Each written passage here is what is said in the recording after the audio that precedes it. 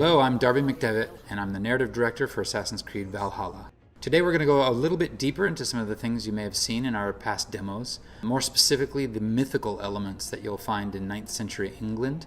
I'm talking, of course, about the Daughters of Lirion, the Black Shuck, and the Lost Drengir of Ragnar Lothbrok.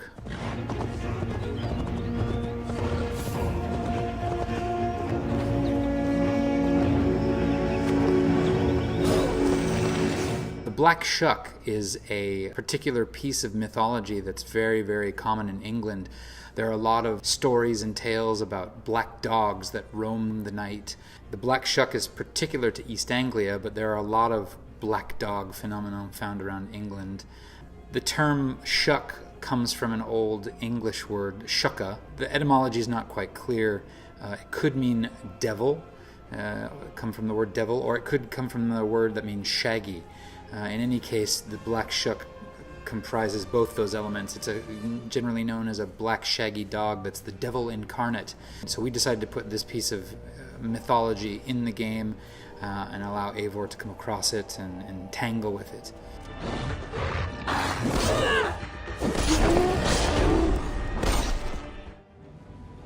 A poor victim of someone's fury.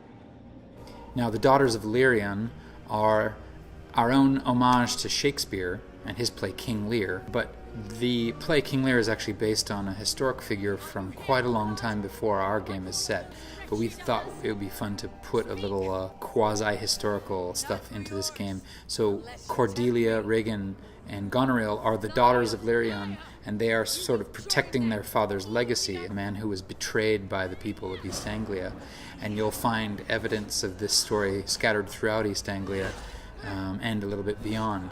You'll meet the three daughters, all of whom have, let's say, a chip on their shoulder. But you'll also, if you dig deeper into the territories, you'll find a lot more to this story. So people with a sharp eye and a desire to explore will actually be able to finish this storyline.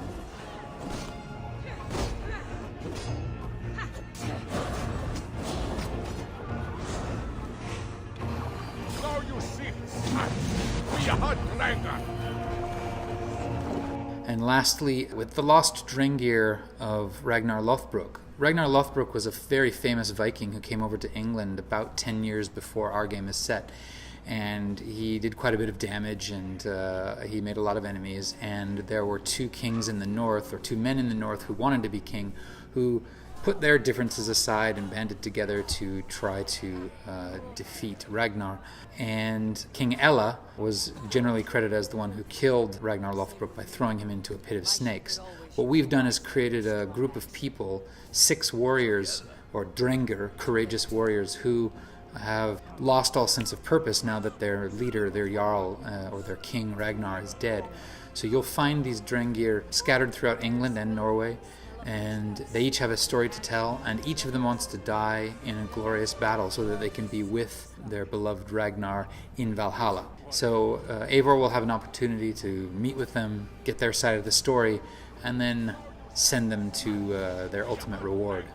Now, all of the missions we talked about are not part of the main story. You'll find them just by exploring the world of Assassin's Creed Valhalla. We put a lot of care and effort into rewarding people who just want to get off the beaten path. And this is just a small sample of the mythology and cultural rituals that you'll see. And when you actually get your hands on the game, you'll find that the game is full of this kind of stuff. So I hope you'll join us on November 17th and dive in. Thanks for watching, and I hope you enjoy the show.